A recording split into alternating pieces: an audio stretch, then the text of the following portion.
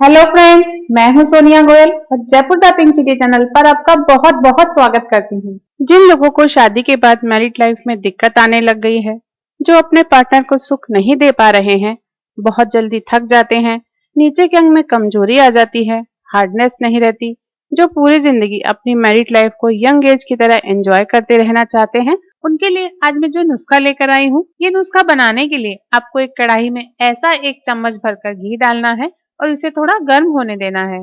गाय का घी जो होता है ना दोस्तों, ये पुरुषों के लिए इतनी अच्छी चीज है कि ये नीचे के अंग की नसों को भरपूर ताकत और कड़कपन देता है।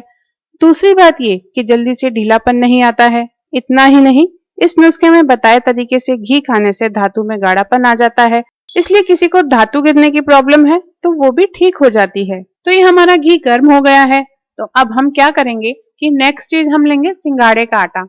व्रत उपवास में ज्यादातर घरों में यूज किया जाता है, इसलिए सब जगह ये एकदम आसानी से मिलता है। ये लड़कों में धातु की दुर्बलता दूर करता है, काम शक्ति बढ़ाता है और धातु की मात्रा भी बढ़ाता है।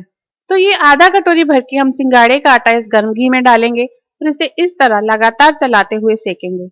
ये सिंगाड़े का आटा सेकते टाइम हम गैस की फ्लेम बिल्कुल कम रखेंगे, ताकि धीरे धीरे करते हुए आटा एकदम अच्छी तरह सिक सकेगा, एकदम से ये जलेगा नहीं। तो ये देखिए, सिर्फ 5 मिनट में ये सिंघाड़े का आटा इस घी में सिक कर हल्का लाल हो गया है। तो अब नेक्स्ट चीज हम लेंगे दूध, क्योंकि दूध एक ऐसी नेचुरल चीज है जो जल्दी थकान नहीं होने देता, देर तक उन पलों का आनंद लेने की ताकत देता है और पूरी बॉडी को एनर्जी देता है। इसलिए मैरिड लाइफ एंजॉय करने के लिए बॉडी में भरपूर जोश और ऊर्जा भी दूध से मिलती है। तो दूध इसमें कितना डालना है? दूध हम लेंगे ये 2 ग्लास भरकर। नाप के हिसाब से देखें तो ये करीब 1 पाव दूध है। इस नुस्खे में सिंगाड़े के आटे के साथ दूध मिलाकर यूज करने से आपको और भी बहुत से हेल्थ बेनिफिट्स मिलेंगे। जैसे कि जिन लोगों की काम शक्ति कम हो गई है, इच्छा नहीं होती, पिता बनने का सुख नहीं ले पा रहे हैं, तो उनकी ये सारी समस्याएं ये नुस्खा जिंदगी भर के लिए खत्म कर देगा। तो इसमें दूध डालने के बाद इसको लो फ्लेम पर ही 5 मिनट के लिए लगातार हिलाते हुए पकाना है।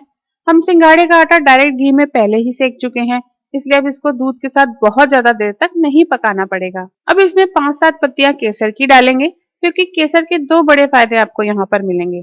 एक तो केसर के यूज से स्ट्रेस कम होकर मूड अच्छा होता है, आप खुश खुश सा फील करते हो। दूसरा बड़ा फायदा केसर से ये मिलेगा कि ये उत्साह भी बढ़ाता है और जोश भी बढ़ाता है। हालांकि केसर इस नुस्खे में ऑप्शनल है, इसलिए आप इसके बिना ही नुस्खा बनाना चाहें तो भी बना सकते हैं, लेकिन ये इस नुस्खे के असर को और बढ़ा देता है, इसलिए मैं केसर यूज करने की सलाह देती हूँ।